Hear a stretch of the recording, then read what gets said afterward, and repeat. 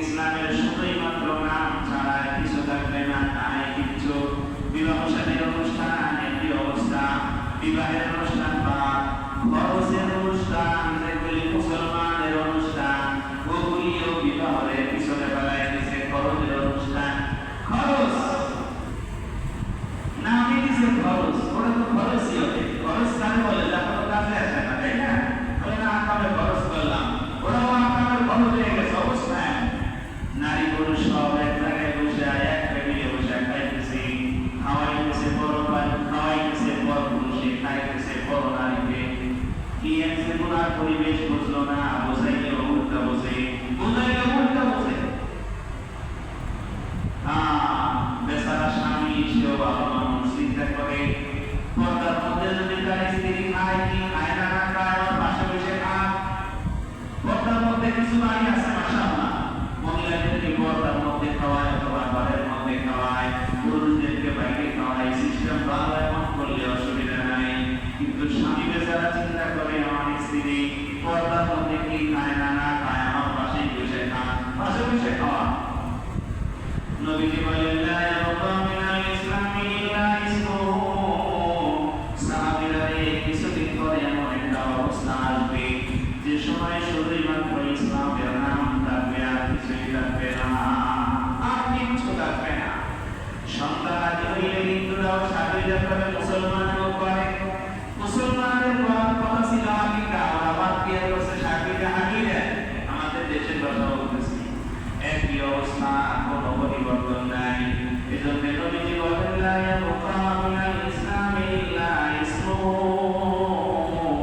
ইসলামের শুধুই মাত্র নাম থাকবে, আর কিছুই থাকবে না।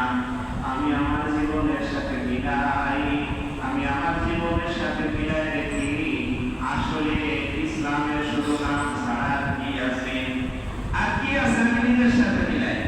ইসলামের শুধুই মাত্র নাম তালাশ করে পাওয়া যাবে, আর কিছুই পাওয়া যাবে না। শুধু নাম দিয়ে কিয়ামতের ময়দানে কোনো নাজাত পাওয়া যাবে না। নবীজি বলে ওয়ালা ইয়াবকা মিনাল কুরআনি ইল্লা রাসূলুহু রাব্বি আয়ে রুসমি আযা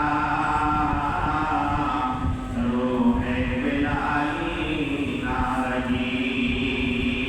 ওয়ালা ইয়াবকা মিনাল কুরআনি ইল্লা রাসূলুহু। নবীজি সাহাবায়ে কেরামকে বলেন, আমার সাহাবায়ে কেরাম, অচিরে দুনিয়াতে এমন একটা সময় আসবে যে সময় কোরআনের হুকুমগুলি শুধুই মাত্র কোরআনেই লেখা থাকবে। কোরআনের হুকুমগুলি কোরআনের বাইরে আর বাস্তবায়ন হবে না। ওয়ালা ইয়াবকা মিনাল কুরআনি ইল্লা রাসূলুহু। কোরআনে কারীমের হুকুম কোরআনের মধ্যেই লেখা থাকবে, কোরআনের বাইরে বাস্তব কোনো প্রয়োগ হবে না।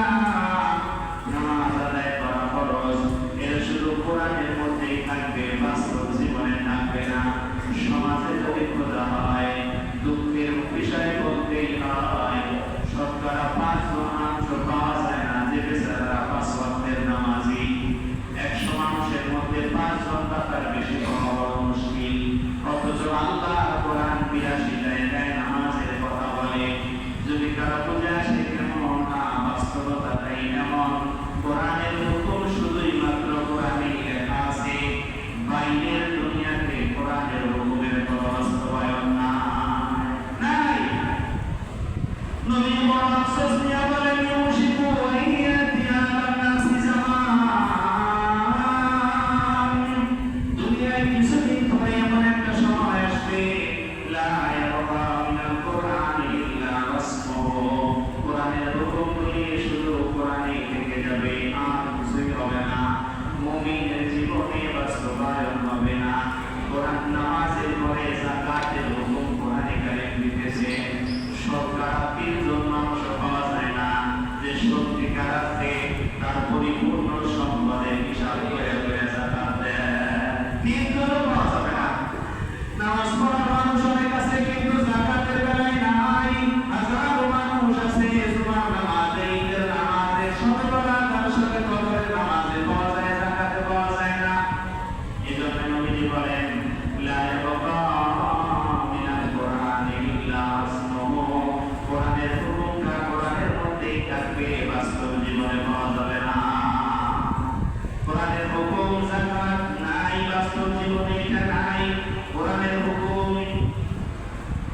অন্যায় করলে অন্যায়ের শাস্তি যতটুকু, অন্যায় করবে ততটুকু শাস্তি ভোগ করবে।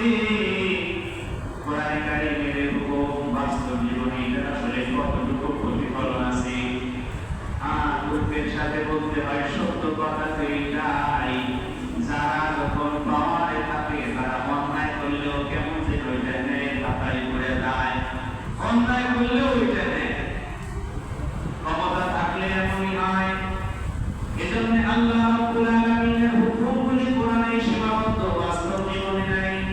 পর্দা খুশিদা রক্ষা করা আল্লাহ পাকের হুকুম। এবার হিসাব করে বলেন, গ্রামের এক মাথা থেকে আরেক মাথা পর্যন্ত যদি হিসাব লাগানো হয়, সত্যিকার অর্থে খাস পর্দা করার মতো বাড়ি কয়টা খুঁজে পাওয়া যাবে? খাস পর্দা কি বলবেন? খাস পর্দা কি? খাস পর্দা হলো যে বাড়িতে দেবর কোনদিন বিবাহের পরে তার বাবিকে একটা বারের জন্য দেখে না, ওইটা খাস পর্দা। যে বাড়িতে ভাসুর কোনদিন তার ছোট ভাইয়ের স্ত্রীকে জীবনে এক নজরের জন্য দেখে নাই, ওই বাড়ি খাস পর্দা। যে বাড়ি জামাই বাড়িতে আইসা তার সুগন্ধি শালার স্ত্রীদেরকে জীবনে এক নজরের জন্য দেখে নাই, ওই বাড়ি হলো খাস পর্দা। শুধুই মাত্র যার সাথে পর্দা লাগায় করলাম নাই, দরজার সামনে দামি পর্দা লাগায় করলাম নাই, এর নাম পর্দা না। খাস পর্দা হলো আল্লাহ যাদেরকে দেখতে নিষেধ করেছেন তাদেরকে দেখবে না, এমন যদি গণনা করা হয় গ্রামের এক পাশ থেকে আরেক পাশে চলে যাবে, এমন বাড়ি খুঁজে পাওয়া বড় কষ্ট হয়ে যাবে। ওষুধ খাওয়ার জন্য তালাশ করে পাওয়া যাবে না এমন বাড়ি। ডাক্তার যদি বলে খাস পর্দা করে যে বাড়ি, সেই বাড়ি থেকে বাড়ি নিয়ে ওষুধ খাই অসুস্থ হয়ে যাওয়া, সারা গ্রাম খুঁজলেও পাওয়া যাবে না, সম্ভাবনা নাই। নবীজি বলেন, লা ইয়াবকা মিনাল কুরআনি ইল্লা রাসূলুহু, কোরআনে কারীমের হুকুমগুলি কোরআনেই সাজানো থাকবে, সেটা শুধু কোরআনেই শোভা পাবে, তেলাওয়াতের সময় পড়বে। ওয়াসসারিকু ওয়াসসারিকাতু ফাকতাউ আইদিয়াহুমা, বলবে যে চুরি করলে চোর আর চোরকে দুজনের হাত কেটে দাও। কোরআনে